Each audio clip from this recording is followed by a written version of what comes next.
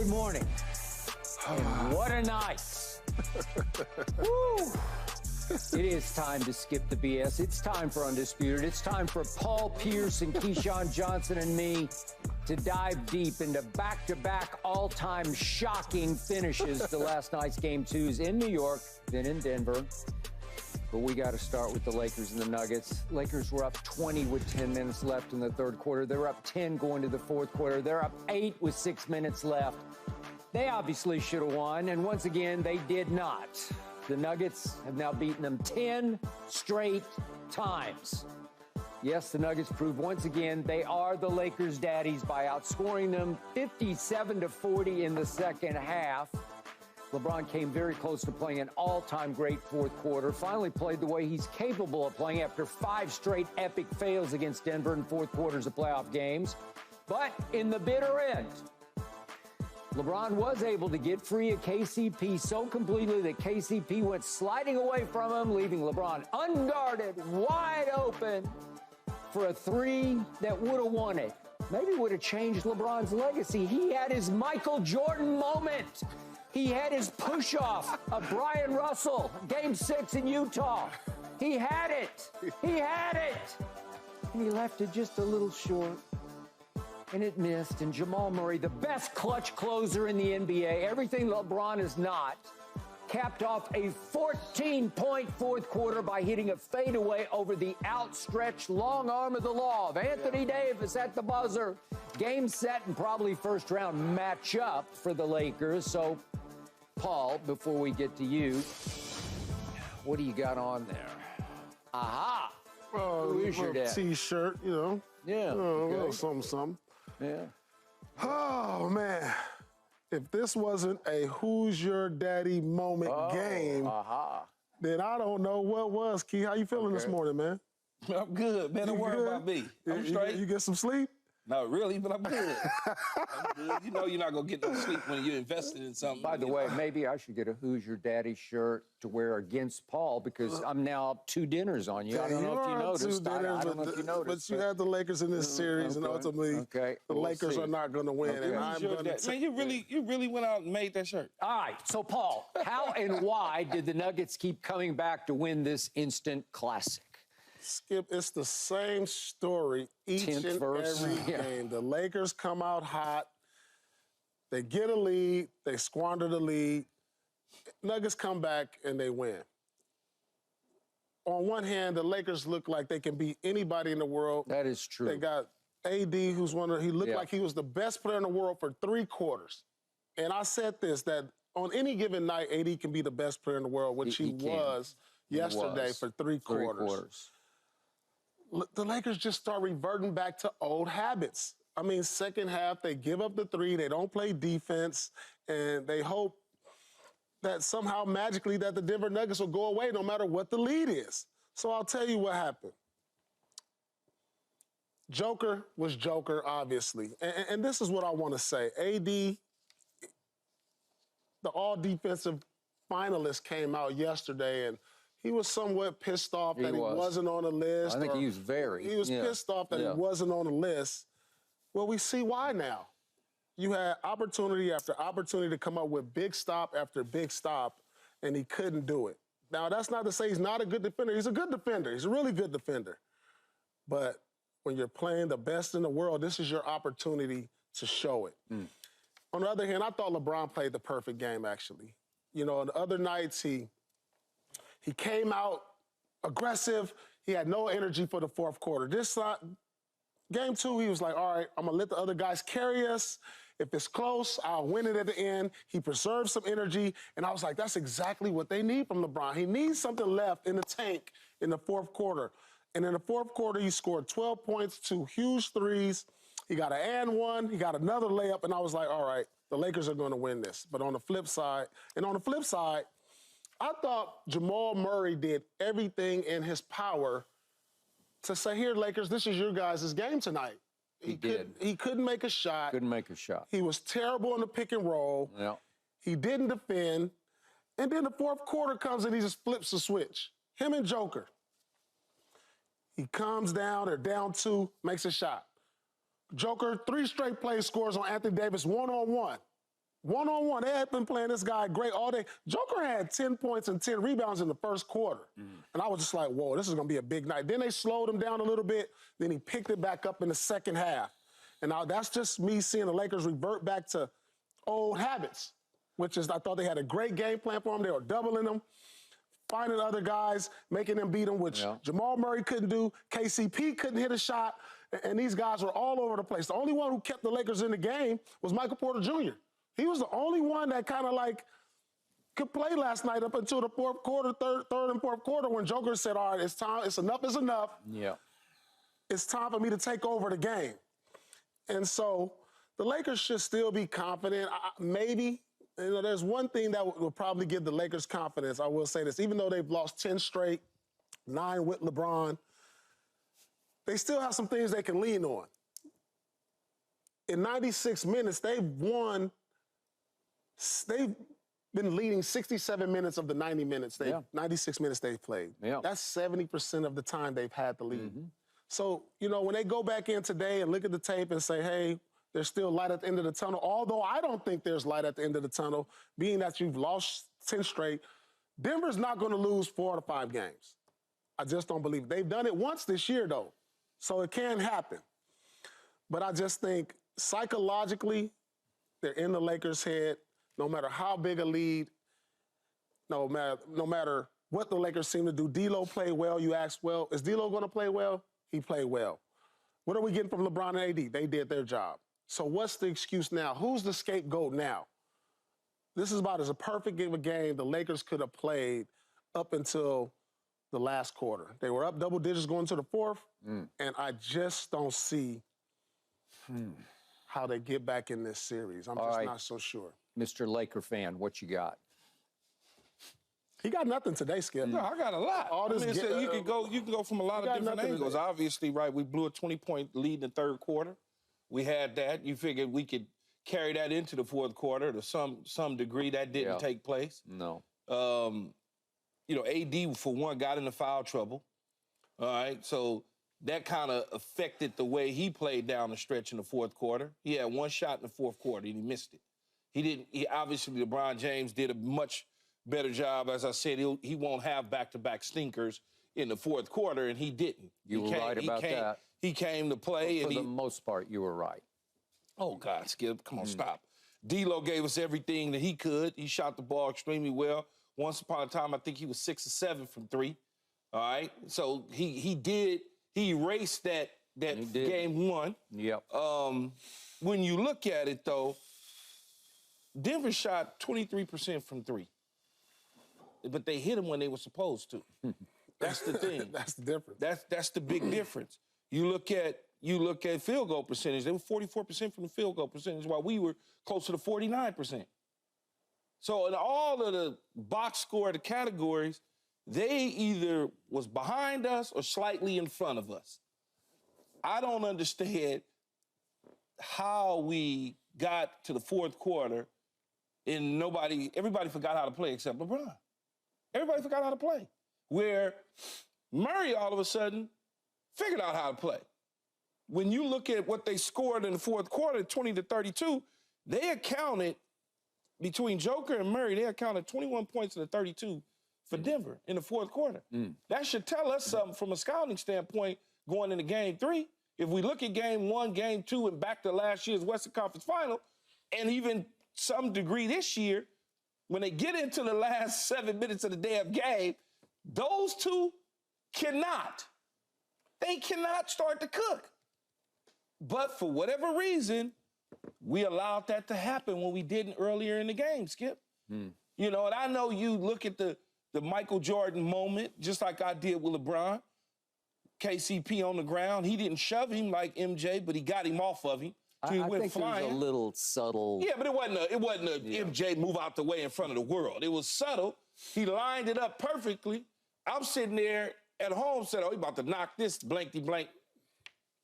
And it didn't come down to that, though. No, I understand that. It didn't come down to that. Well, it did. But I mean, if it goes in, we're having a different conversation. I wanted it to go in, obviously. I wanted it to go in because I just figured it was getting ready to go in, then dang, it didn't happen. Now on the defensive end, when Murray gets the ball, they don't call timeout. He pushes it up the court, starts to his left, goes to his right. AD gets on him, and I was asking Paul, is there anything Anthony Davis could have done? Could he have forced him to LeBron? Could he have played the step back? Nothing he could have done. And you said nothing he could have done. He hit him with the Paul Pierce step back, game over. Nothing he could have done. But his was a lot faster. Time out. If we're going to start at the finish, let's go there, because I got a big issue with this. I need LeBron bleeping James to take Jamal, because he was supposed to have Jamal. He did take him. They set the pick. He allowed the switch, and he just faded. If you see he switched. He was on Joker. No, he just faded back. He just faded back. He was on just Joker. blast through the pick. I got him. Because clearly he's going to shoot it, because he always shoots this shot. I got him. I got him. Wherever he goes, I got him. I'm going to fight over the pick, and I'm not going to let him do that to me. And instead, you leave your big on Jamal, and he's going to abuse him, and he did. Yeah, but if he switched there, no one... If he switches right there, you're going to wind up with D-Lo on Joker, because when Joker went to switch, D-Lo was either going to take him because Anthony Davis was already out there. You couldn't, there's no possible way LeBron could have fought through that. There's no possible way. Oh, there's a big one. Right here's a screen. He switches on the Joker. But right there, Skip, you got the self-proclaimed best defender on the planet. Right there. You got a 7-footer slide with a guy who's shooting a jumper. But you know, that's a mismatch for Jamal, and he knew it. He knew it. I got this, because he can't get out here with me quick enough to really defend me when I fade away. And that's, again. There's not nobody would have guarded that. Nobody, even if LeBron was on him with same fadeaway, you talk about a guy who's like 4 inches shorter, that would have been an easier shot. If he get up too close, he's going to get fouled. Yeah, if he get up too close, he's going to get fouled. He played with distance, didn't allow him to turn the corner. He challenged the shot. Jamal Murray is one of the more clutch players in our league. And there was the way he was rolling in the fourth quarter, there was nothing they was going to do. When he hit the shot, I was just shocked. I was like, he just hit the one to tie at the free throw line, another step back. Then he came back. You see how calm he was? He just dribbled, looked at him, looked down, and was like, I got this. Game over. And now the Lakers are devastated. Devastated. All right. So everybody says you bang on LeBron too much, and I'm going to bang on him again because he deserves it this time. He did some all-time great things in this fourth quarter, and to Keyshawn's point, you said yesterday there's no way he's going to follow this up with another stinker in the fourth, and he did not, except for the bigger picture. The bigger picture is they were up 20 with, 10 minutes to go in the third quarter. They were up 10 going to the fourth quarter, and they were up 6 with, up 8 with 6 minutes to go.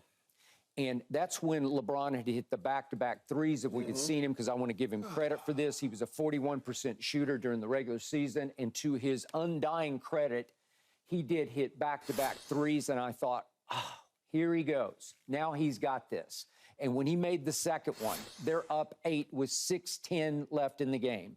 Up 8 with 6 minutes and 10 seconds to go. You have to take that game home. Yeah. So here's my point.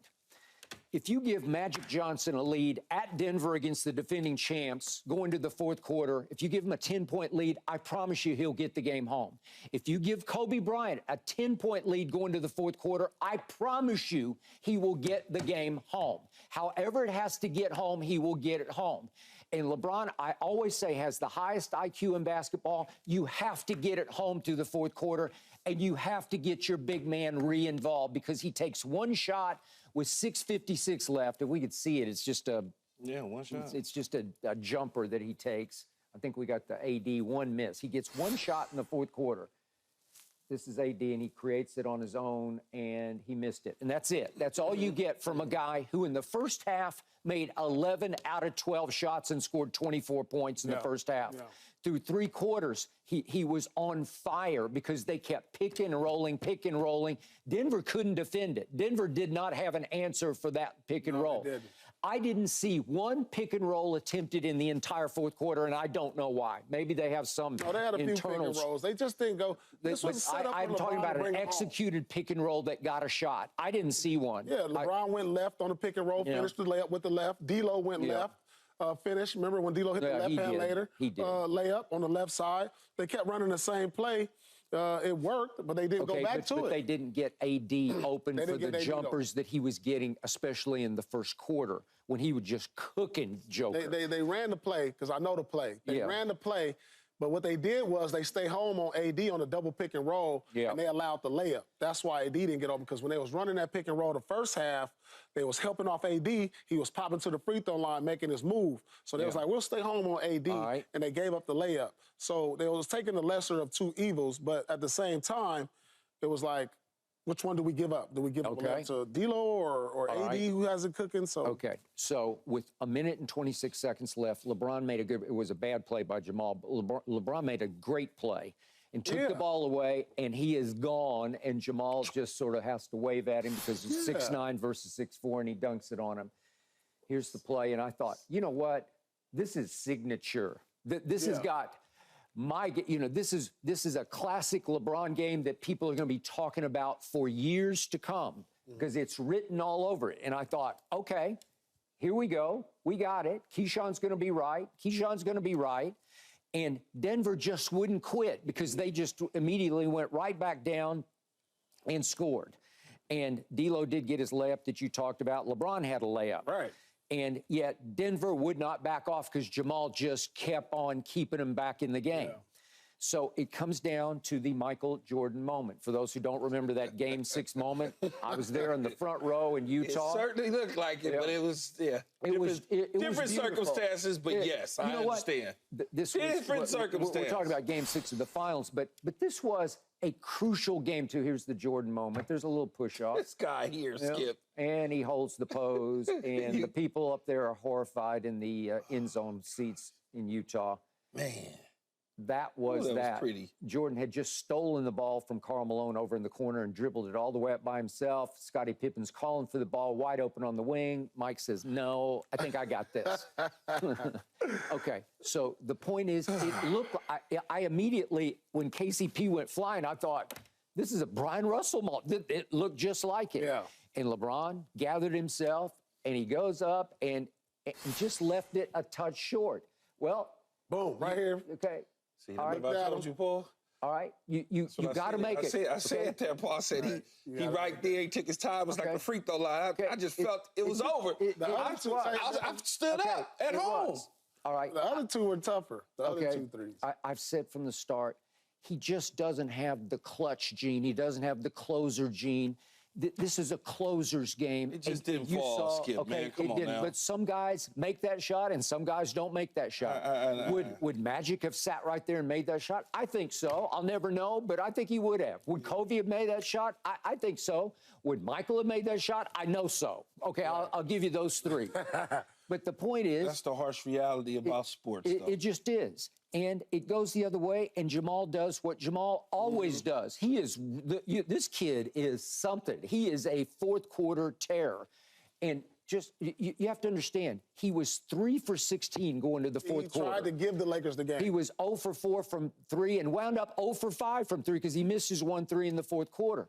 But with 9:19 to go, he finally got a little lay-in to go. He couldn't even make his layups. Yeah, between him and KCP, they for sure was trying to give us the game. He couldn't make a three, and he couldn't make a layup. Couldn't make a layup. So he makes, if we could see the string of shots that he started making. Once, as you always know, Paul, once you see the ball go in, even if you lay it in, that's the first shot. one right there. That's the first one, and I'm like, I think when he got to the line, here he goes, and here he goes. These are all step backs. Now he started cooking. I knew it was a wrap. Up and under, and you just start to know, this guy. Oh, yeah. Right here. Yeah. There to tie it back up. That was to tie it back up. Okay, here we go again. For the win. That's ball game. As Paul says, he called the game. He called game. Yep. and it was game over. I mean, this was just unbelievable to me because I just knew the Lakers was going to win this game. I mean, I'm thinking like, all right, up 10. When LeBron hit those 2 threes, I'm like, all right, he's about to take over. But then Joker comes back. Not enough needs to be said about what Joker did because we're so fascinated on what Jamal did in the fourth quarter. Do you understand? Joker had 27, 20, and 10. It's ridiculous. 27, 20, and 10. Yeah. You know how many times that's been done, Skip? It's been done 8 times in the playoffs. Yep. And he's got 4 of them, And he's done it 4 times. And he's done it half of those times. Yeah. Like, not enough has been said of him keeping it close. and just giving Jamal the opportunity right there. Because he almost blew the game. There was one play to where he came down and he tried to draw the foul on LeBron and throw up the three when they were down 3. Do y'all remember that? Yeah. And if anybody had any kind of awareness where the ball was, the Lakers get the ball, they probably win. Go to the free throw line. So he throws up the 3 trying to draw the foul on LeBron. Aaron Gordon gets the ball right here. He gets the ball somehow. If Austin Reeves gets the ball right there, the game's over. It is. Somehow he tiptoes the baseline, doesn't go out. Yep. No, that's a big play. This is a huge play right here. I'm thinking, like, what just happened? Yep. And then Michael Porter gets the 3. To tie it. Let's just say if Austin Reeves didn't even go for the ball, Aaron Gordon gets it and just lays it up. You're still up 1. But for the simple fact that he tiptoed the baseline, had the wherewithal to get the ball out to Michael Porter and ties the game back up. That's a championship play to me. That's a championship that's play. How you do it. And that's why this team has the Lakers number. That's why this team is the Lakers' daddy. And that's why this team is going to put the Lakers out possibly by sweep. Yeah, I don't know about no sweep, but I just don't know how you psychologically, do you understand the plane ride? I've been on a lot of teams. We going home, man. No, listen, we coming home, though. I've been on a plane on just losses. I don't remember losing a game like this in the playoffs, like a heartbreaking game up 20, but I do remember losing. And I remember those plane rides was about as quiet as going to a funeral. Yeah. I mean, you just don't have, on the way to Denver, they got music, card games, food, high-five stories. Go home. You probably couldn't hear a pin drop, and they probably got no sleep last night. Yeah. I mean, it's going to be 2 days of no sleep, and it's just... It's not going to be 2 days of no sleep. They didn't get no sleep last night because they got home late, number one. I'm telling you. And they got to get up and go get treatment today. They're going to rest up this afternoon. We fine, man. Stop it.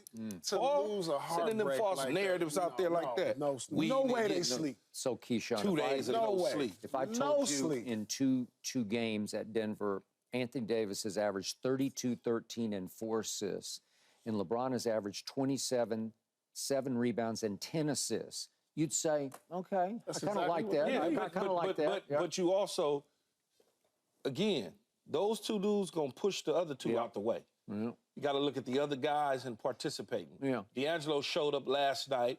Austin Reeves, whatever, he still got to get hot. He still got to figure it out. Wait, Skip, on top of those numbers, D'Angelo's averaging 18 in this series. No, I said, but you are averaging 18, but the shots that you made last night versus the one and whatever he had the other night, that just basically balances everything out. Because that first night, he killed us, man. That's why everybody across Laker land was wanting him out of there if we could before game 2. Everybody wanted him gone. I looked at this game and I was like, there's nothing else. I can't think of a game plan. I can't think of nothing else the Lakers can do right now.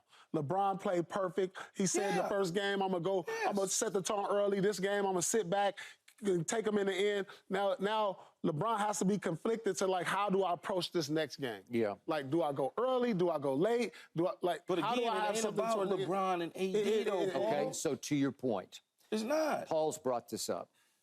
There were 2 possessions mid-4th quarter. Game still teetering. And LeBron brought the ball up, and you could see he thought to himself, okay, I need to let somebody else get involved here. But they don't run a play. The ball doesn't move. He just goes and sort of hands it to Austin Reeves like, okay, you go. And you can see Austin Reeves' body language like, really? You want me to do this now? Okay, I'll try to create a play here. And he tries to create it off the dribble and winds up with a bad shot and missed it. Then a second time, LeBron says, Austin, here, you do it. And he tries to create, and it winds up in Taurean Prince's hand. And he takes a bad three. Right, okay? And it happened on back-to-back possessions where LeBron was, I don't know if he's actually listening to you, but he's hearing what you're saying. He's trusting his teammates. Yeah, so he's saying, I got to try to get others involved. But they don't do it through supreme, beautiful ball movement. It's just like LeBron says, okay, I'll go and hand the ball to Austin and say, your turn. Yeah. Go make something happen. Well, right? to Austin's credit, he's actually good with creating his own shot or off the pick and roll, but not Prince, not Taurean Prince. You got to create a shot for him. So we'll get to just how much the Lakers have left in the tank, if anything. But now they have to win 4 out of 5, and that's going to be pretty tough against the defending champions. It could happen. I got 74 miles left in my gas tank, Even and I'm trying to get home. to Vegas. I'm not going to make it. There you go. Okay, up next, Knicks. Knicks, and more Knicks. I got 74 miles in my gas.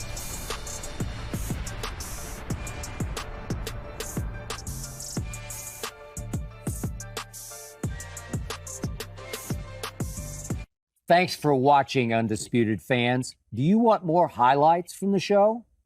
Make sure to click that subscribe button for all the exclusive content from Undisputed.